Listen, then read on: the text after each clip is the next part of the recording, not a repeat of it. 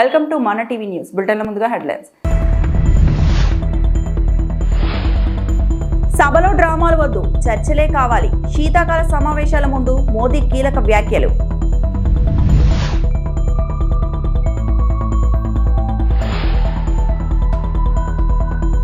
విధ్వంసమైన రాష్ట్రాన్ని పునర్నిర్మిస్తున్నాం. ఏలూరులో సీఎం చంద్రబాబు స్పష్టం.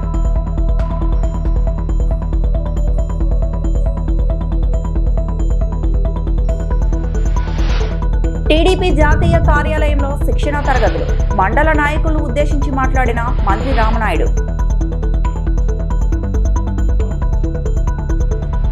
దేశాభివృద్ధి కోసం విపక్షాలు ప్రభుత్వంతో కలిసి రావాలని ప్రధానమంత్రి నరేంద్ర మోదీ సూచించారు. పరాజయాన్ని అంగీకరించే మనసు ప్రతిపక్షాలకు లేదని దుయ్యబట్టారు. సభా సమయాల్లో డ్రామాలు వద్దని, చట్టసభల్లో చర్చలు తప్పనిసరిని హితవు పలికారు.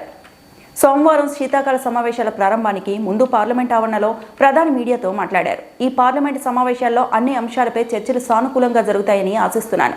దేశ ప్రగతి కోసం మంచి సూచనలు, సలహాలు ఇవ్వాలని చట్టసభ సభ్యులను విజ్ఞప్తి చేస్తున్నాం. ప్రజాస్వామ్య దేశంలో అందరి అభిప్రాయాలు తెలుసుకోవాలి. కొత్త ఎంపీలకు స్ఫూర్తి కలిగించేలా మన ప్రవర్తన ఉండాలి. చట్టసభల్లో డ్రామాలు వద్దు, సానుకూల వాతావరణంలో చర్చలు జరగాలి. నినాదాలు చేస్తూ సభా కార్యక్రమాలకు అడ్డు తగలవద్దని కోరుతున్నాను. విపక్షాల ఓటమి, నిరాశను అధిగమించాలి అని తమ బాధ్యతను నిర్వర్తించాలి. బలమైన అంశాలను లేవనెత్తాలి అని మోదీ సూచించారు. उनको ध्यान में आएगा कि पिछले कुछ समय से हमारे सदन को या तो चुनावी का वार्मिंग अप के लिए उपयोग किया जा रहा है या तो पराजय की बौखलाहट करने को निकालने के लिए उपयोग किया जा रहा है। अब मैंने देखा है कुछ प्रदेश ऐसे हैं कि सत्ता में रहने के बाद इतनी एंटी इनकम्बेंसी है कि वो वहां जनता में जा नहीं पा रहे हैं, वहां लोगों के बीच जाकर के अपनी बात बता नहीं पा रहे हैं, और इसलिए सारा गुस्सा या सदन में आकर के निकालते हैं और सदन को अपने उस राज्य की राजनीति के लिए इस्तेमाल करने की नई परंपरा को कुछ दलों ने जन्म दिया है।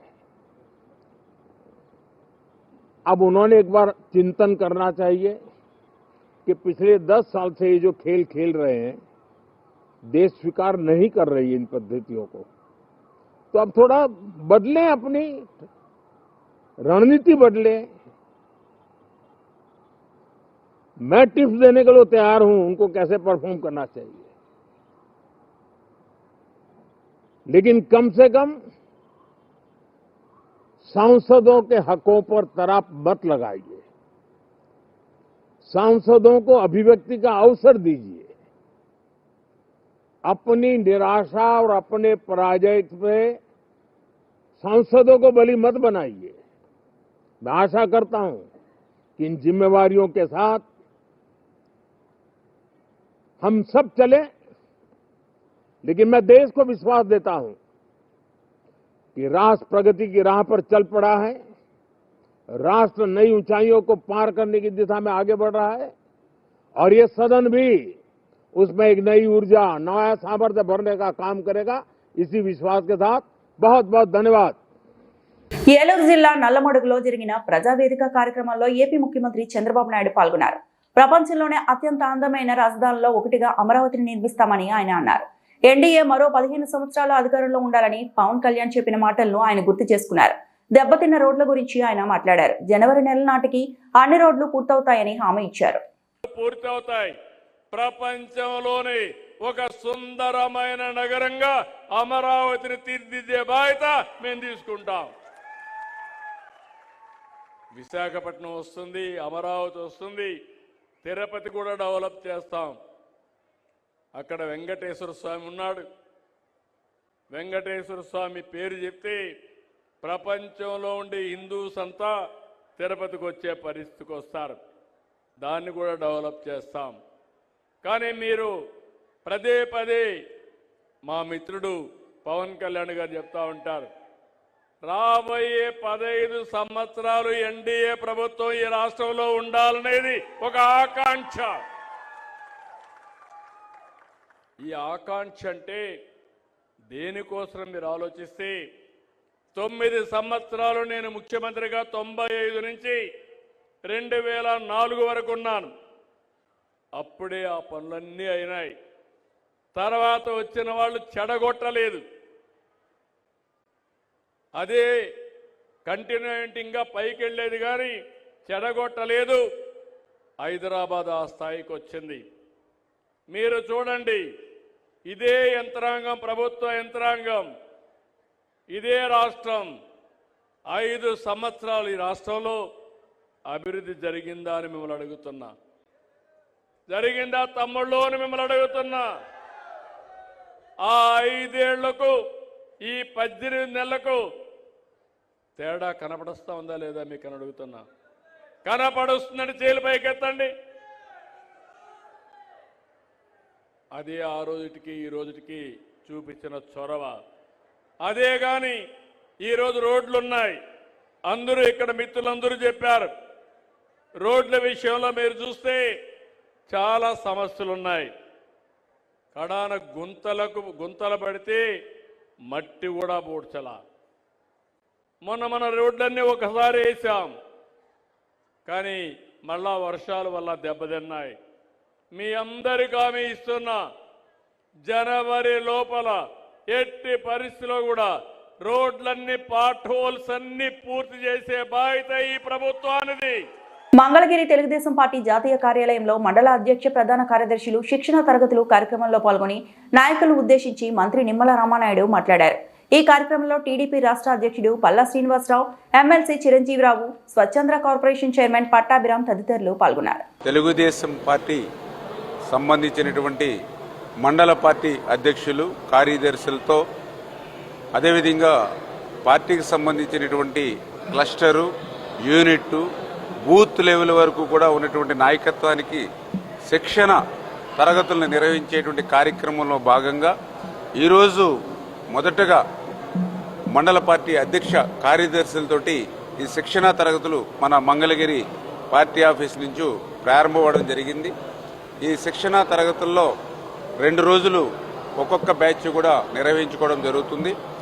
ఉదయం యోగా నుంచి ప్రారంభమైనటువంటి ఈ యొక్క శిక్షణ తరగతులు సాయంత్రం వరకు కూడా విభిన్నమైనటువంటి టాపిక్స్ తోటి, అంటే ఎందుకంటే తెలుగుదేశం పార్టీ ఆవిర్భవించి దగ్గర 40 సంవత్సరాలు దాటుతున్నటువంటి దశలో పార్టీ యొక్క చరిత్ర, హిస్టరీ ఏదైతే ఉందో, ఆ రోజు అన్న ఎన్టీ రామారావు గారు ఎటువంటి పరిస్థితుల్లో ఆ రోజు రాజకీయ పార్టీని స్థాపించడం జరిగింది, సమాజమే దేవాలయం, ప్రజలే నా దేవుళ్ళు అనేటువంటి సిద్ధాంతంతో ఏ రకంగా అయితే పార్టీని తీసుకొచ్చారు, ఆయన పార్టీ ప్రస్థానం ఏ రకంగా 83 నుంచి ప్రారంభమై ఈ యొక్క దేశానికే ఏ రకంగా అయితే సంక్షేమాన్ని పరిచయం చేశారు, అదేవిధంగా ఆటుపోట్లను ఆ 83 నుంచి మొన్న 2024 వరకు కూడా తెలుగుదేశం పార్టీ ఏ రకంగా అయితే ఆటుపోట్లను ఎదుర్కొంది, అధికారంలో ఉన్నప్పుడు ఏ రకంగా సంక్షేమ అభివృద్ధి కార్యక్రమాలు చేశాం, ప్రతిపక్షంలో ఉన్నప్పుడు కూడా ఆ పాత్రను కూడా సమర్థవంతంగా, అంటే పదవి అనేది అధికారం కోసం మాత్రమే కాదు, ప్రజలకు సేవ చేయడం అనేటువంటి సంకల్పంతో ఏదైతే తెలుగుదేశం పార్టీ పనిచేస్తుందో, ఈ రకంగా ఒక పార్టీ హిస్టరీ ఆ రోజు 82 నుంచి ఈరోజు 2025 వరకు కూడా పార్టీ చరిత్రను ఒక్కసారి ఆ యొక్క పార్టీ నాయకత్వంతో మమేకం చేయాలనేటువంటి ఆలోచన. రెండవది, తెలుగుదేశం పార్టీకి సంబంధించినటువంటి కేసు స్టడీస్, అంటే మనం అధికారంలో ఉన్నప్పుడు ఏ రకమైన అభివృద్ధి కార్యక్రమాలు, ఏ రకంగా సంక్షేమ కార్యక్రమాలు, బెస్ట్ మోడల్స్ ఏవైతే మనం రాష్ట్రానికి అందించామో, అదేవిధంగా 2019, 2024 నియంతృత్వ నిరంకుశత్వమైనటువంటి పాలనలో ఏ రకంగా ప్రజలు ఇబ్బంది పడ్డారు, నాయకులు ఇబ్బంది పడ్డారు, రాష్ట్రం ఏ రకంగా ధ్వంసానికి గురైందో కేసు స్టడీస్, ఎగ్జాంపుల్స్ తోటి సహా, కేస్ స్టడీస్ తోటి సహా ఒక్కసారి మళ్ళీ వాటి మీద కూడా ఒక చర్చనీయమైన అంశంగా చేర్చాలనేటువంటి లక్ష్యంతో సుమారు 7 కోట్ల నిధులతో విశాఖ నగరంలోని కైలాసగిరిపై ప్రతిష్టాత్మకంగా నిర్మించిన గ్లాస్ బ్రిడ్జిని ఎంపీ శ్రీభరత్, మేయర్ పిల్ల శ్రీనివాసరావు ప్రారంభించారు. ఈ కార్యక్రమంలో MLA Velugupudi Ramakrishnababu, BMRDA chairman Pranav Gopal పాల్గొన్నారు. గ్లాస్ బ్రిడ్జ్ నిర్మాణం పట్ల విశాఖవాసులు హర్షం వ్యక్తం చేస్తున్నారు. విశాఖ అందాలను ఈ బ్రిడ్జ్ పై నుంచి వీక్షించడం సరికొత్త అనుభూతిని ఇస్తుందని చెబుతున్నారు. ఎప్పుడు ప్రారంభిస్తారు అని అందరు ఎదురు చూసే ఈ గ్లాస్ బ్రిడ్జ్ని ఇవాళ December 1 7 గంటలకి ప్రారంభించడం మా గొప్ప అవకాశంగా ఇక్కడ మేము భావిస్తున్నాము. భారతదేశంలో అతిపెద్ద గ్లాస్ బ్రిడ్జ్ 55 మీటర్ల లెంత్, దాంట్లో 35 మీటర్లు క్యాంటిలివర్ స్ట్రక్చర్లో బయటికి రావడము. అందుకే మీరు దాని మీద నడిస్తే కూడా కొంచెం క్యాంటిలివర్ మీద ఉన్న ఎక్స్పీరియన్స్ కొంత ఊగినట్టు కూడా అనిపిస్తుంది. 1020 ఫీటు సముద్రం లెవెల్ నుంచి హైట్లో ఉండడము. అండ్ ఒకటేసారి ఈ బ్రిడ్జ్ మీద 100 మంది తీసుకోగలిగిన 40 మందిని ఒక్కొక్కసారి అలౌ చేసి ఈ ఎంటైర్ వ్యూ, ఇది సముద్ర తీరాన ఉన్న ఈ అద్భుతం, ఈ అందాలు, ఈ కొండలు, చెట్లు, సముద్రం ఒకటేసారి అనుభవించే అవకాశం ఇక్కడ ఈ గాలి కూడా మీరు కూడా చూస్తున్నారు. హుడూడ్ వచ్చినప్పుడు విండ్ స్పీడ్ 210-220 కిలోమీటర్లు ఉంటే ఈ బ్రిడ్జ్ డిజైన్ 250 km/h ఉన్నా సరే మనకి ఏ ప్రాబ్లం లేకుండా డిజైన్ చేసిన బ్రిడ్జ్.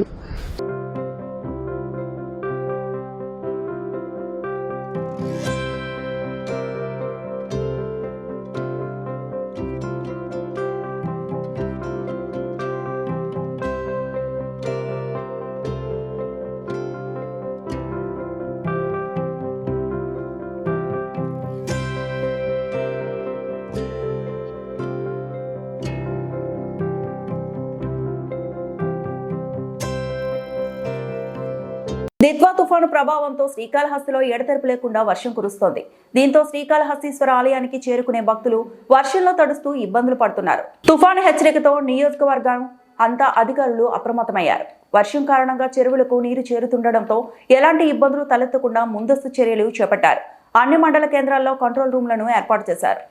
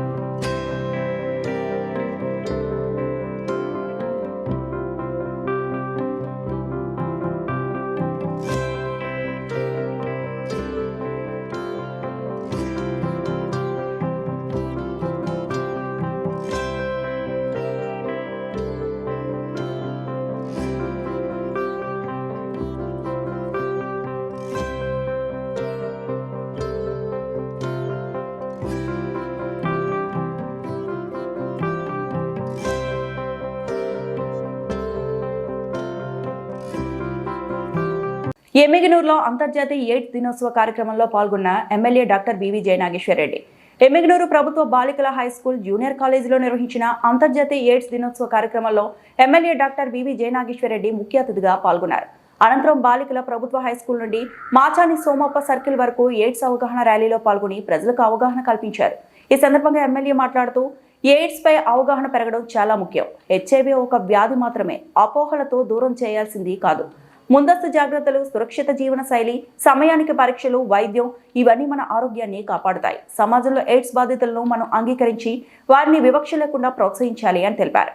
ఈ కార్యక్రమంలో ప్రభుత్వ ఆసుపత్రి superintendent, municipal commissioner Gangireddy, health care వర్కర్లు, నేషనల్ ఎయిడ్స్ సొసైటీ సభ్యులు, విద్యార్థులు, ప్రజాప్రతినిధులు, నాయకులు పాల్గొన్నారు.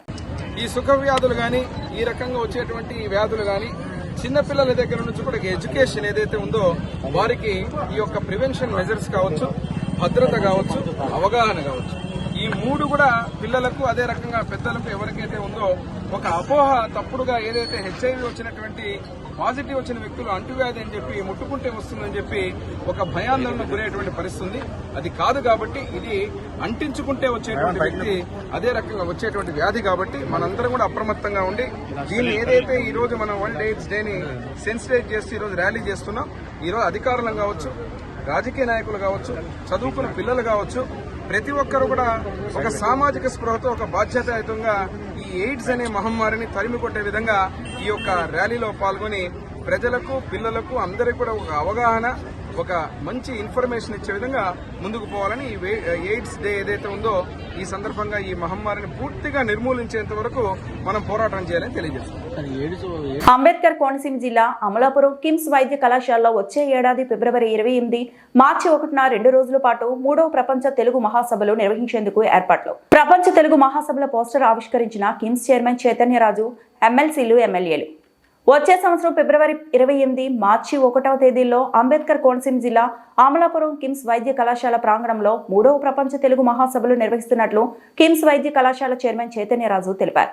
అమలాపురం కిమ్స్ వైద్య కళాశాలలో జరిగిన కార్యక్రమంలో తెలుగు మహాసభల పోస్టర్ను రాష్ట్ర ప్రభుత్వ విప్ దాట్ల సుబ్బరాజు, ఎమ్మెల్యే ఐనాబతుల ఆనందరావు ఆవిష్కరించారు. ఈ సందర్భంగా చైర్మన్ చైతన్యరాజు మాట్లాడుతూ తెలుగు మహాసభలకు తొలి రోజున రాష్ట్ర ముఖ్యమంత్రి చంద్రబాబు నాయుడు, 2వ రోజున ఉప ముఖ్యమంత్రి పవన్ కళ్యాణ్ హాజరవుతారని తెలిపారు. పలువురు కేంద్ర మంత్రులు, రాష్ట్రాల గవర్నర్లు, ప్రముఖ సాహితీవేత్తలు, కవులు, కళాకారులు తెలుగు పండుగల్లో పాల్గొంటారని పేర్కొన్నారు. 3వ ప్రపంచ తెలుగు మహాసభలు అమలాపురంలో ఉన్నటువంటి కిమ్స్ మెడికల్ కళాశాల ప్రాంగణంలో ఫిబ్రవరి 28 శనివారం, మార్చి 1 ఆదివారం ఈ సంవత్సరం చేయడానికి ఈ రోజున నిర్ణయం తీసుకోవడం జరిగింది. దేశ విదేశాల్లో ఉన్నటువంటి ప్రముఖుల్ని, వివిధ తెలుగు సంఘాలు ప్రపంచవ్యాప్తంగా, అలాగే ఇతర రాష్ట్రాల తెలుగు సంఘాల వారిని కలిసి దాదాపు 1100 మంది కవుల్ని కూడా ఈ యొక్క కార్యక్రమానికి ఆహ్వానిస్తాం. గత 2 సంవత్సరాలుగా రాజమహేంద్రవరంలో 1వ, 2వ ప్రపంచ తెలుగు మహాసభలు అత్యంత ఘనంగా నిర్వహించడం జరిగింది. దానికి మళ్ళీ ఈ సంవత్సరం 3వది ఇక్కడ కోనసీమ ప్రాంతం డాక్టర్ బిఆర్ అంబేద్కర్ ఇక్కడ ఈ కార్యక్రమాన్ని నిర్వహిస్తున్నాం. మరి తెలుగు భాష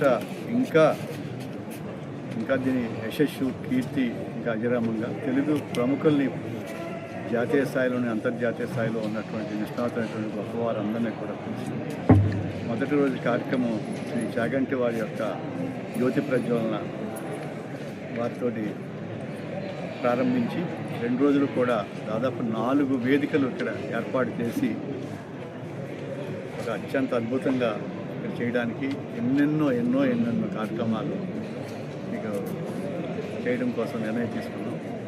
అందరికి కూడా ఇదే ఆహ్వాన సంఘం తరఫున ఈ యొక్క కార్యక్రమాన్ని దిగ్విజయం చేయవలసిందిగా మీడియా మిత్రులందరికీ కూడా విజ్ఞప్తి చేస్తాం. ఈ వార్తలు ఇంతటితో సమాప్తం.